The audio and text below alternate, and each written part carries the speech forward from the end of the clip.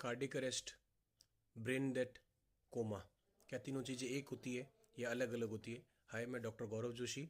आज आपको एक्सप्लेन करूंगा इन तीन चीज़ों के बीच में डिफरेंस।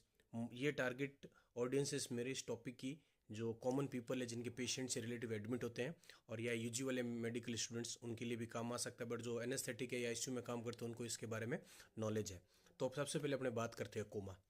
कोमा क्या होता है? पेशेंट इज लिविंग और उसमें रिवर्सिबल चेंजेस होते हैं। कोई भी इंजरी वजह से या एज रिलेटेड चेंजेस की वजह से पेशेंट कोमा में है और वो रिकवर हो सकता है। फुल्ली रिकवरी पॉसिबल है या पार्शियल रिकवरी पॉसिबल है, डिपेंडिंग अपॉन द डिजीज, किस वजह से वो आपके कोमा में गए हैं पेशेंट। तो उसमें कोई इशू नहीं है, लीगली पेशेंट इज अलाइव है, ही कैन रिकवर।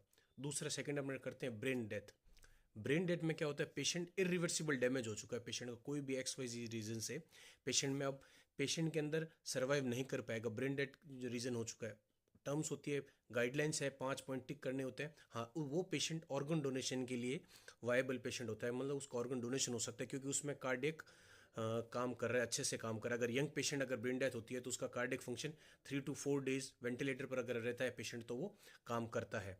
तो ये जो ब्रेन डेथ वाला टाइम होता है, जो पेशेंट्स के रिलेटिव और हॉस्पिटल में जो अल्ट्रेशन होती है, कहते हैं पेशेंट हमारा एक्सपायर हो चुका है फिर भी वेंटिलेटर पर है, लीगली पेशेंट डाइड हो चुका है, रिकवरी के चांस जीरो है, पर जब तक हार्ट चल रहा है तो अपने डिस्कनेक्ट कैसे कर सकते हैं पेशेंट को वेंटिलेटर से, ये समझना बहुत ज़रूरी है।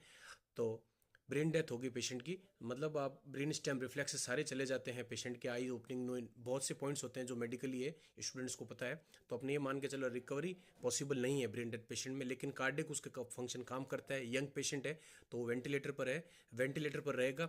ओल्ड एज का होता है जब +60+ है तो वो ज़्यादा दिन 1 or 2 डेज उसका हार्ट भी काम करना बंद कर देता है, इवन ऑन मेडिकेशंस। तो पेशेंट को अपना हटाना पड़ता है जो सपोर्ट है, लेकिन ब्रेन डेथ पेशेंट रिकवरी नहीं होती है।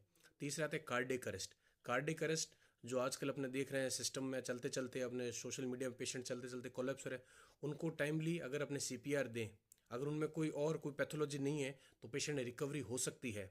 कोई पार्शल या कोई भी इंजरी हो सकती है, एपनिया, हाइपोक्सिया जो भी है होगा उसमें, लेकिन रिकवरी पॉसिबल है कार्डियक अरेस्ट में अपने टाइमली सीपीआर दे के करें। या उसमें मायोकार्डियल इंजरी वगैरह हो गई, ये एमआई अटैक आ चुका है तो आम भाषा में बोलते हैं, तो उसमें प्रॉपर ट्रीटमेंट ज़रूरी है और पेशेंट रिकवरी हो सकती है उसमें।